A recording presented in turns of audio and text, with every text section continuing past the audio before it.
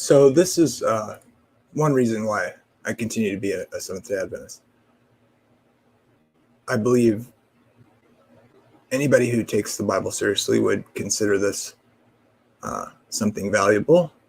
It's clearly scriptural regarding the theology that Adventists believe. So, and that would be the ongoing ministry of Christ from the heavenly sanctuary, which is just flatly, largely a concept we see in Scripture that isn't talked about. The ancient biblical sanctuary and its services reveal profound lessons for us today. Seventh-day Adventists believe that the Old Testament services are a representation of the work of Christ for our salvation. The construction and arrangement of the earthly sanctuary is a model of the heavenly sanctuary. And I'll give you scripture on that. Let me pull that up. It's plainly in the New Testament. So let me read that very quickly. So this is Hebrews 8.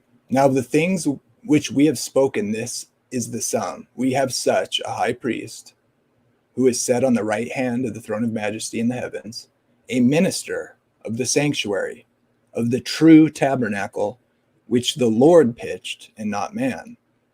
For every high priest is ordained to offer gifts and sacrifices, wherefore it is of necessity that this man have somewhat also to offer.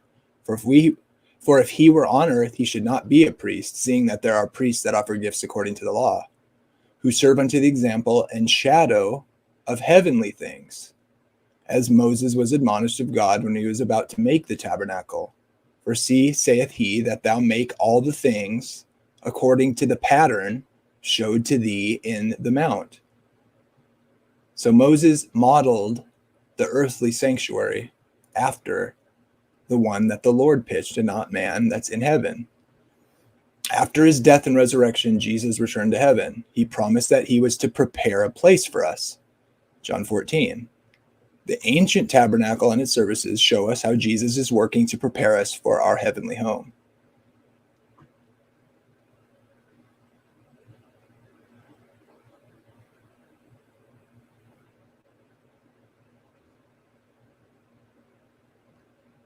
So, question is Jesus, are we connected to Christ in heaven, on earth? Is he preparing a place? How does sanctification take place? I would argue that is a daily connection with God through Christ while we wait for his return. So, people seem to have a problem as if Christians or the Adventists don't believe that the work of Christ is finished. Well, it depends on what you mean. Maybe you think that sanctification happens by your own effort. I don't. So there's a justification for that concept, which I think is important to the greater Christian community. Read Hebrews. What was God's plan all along? And what is the continual daily ministration of Christ from heaven?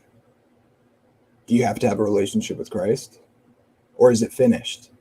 I would suggest that if it's finished in that way, that would negate the necessity of this theology. Then universalism is true. Because Christ died for all. So why aren't some saved if it's finished in that way?